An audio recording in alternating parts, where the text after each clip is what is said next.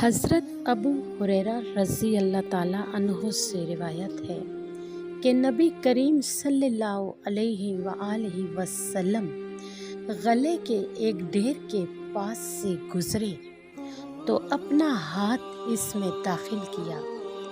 آپ صلی اللہ علیہ وآلہ وسلم نے اس میں نمی محسوس کی تو فرمایا، اے غلے کے مالک، یہ کیا ہے؟ غلہ فروخت کرنے والے نے عرض کیا، یا رسول اللہ صلی اللہ علیہ وآلہ وسلم، یہ بارش کی وجہ سے گیلا ہو گیا ہے۔ آپ سلم نے فرمایا، تم نے اس بھیگے ہوئے مال کو اوپر کیوں نہیں رکھ دیا تاکہ لوگ دیکھ سکیں؟ پھر فرمایا، جس نے دھوکہ کیا وہ ہم میں سے نہیں۔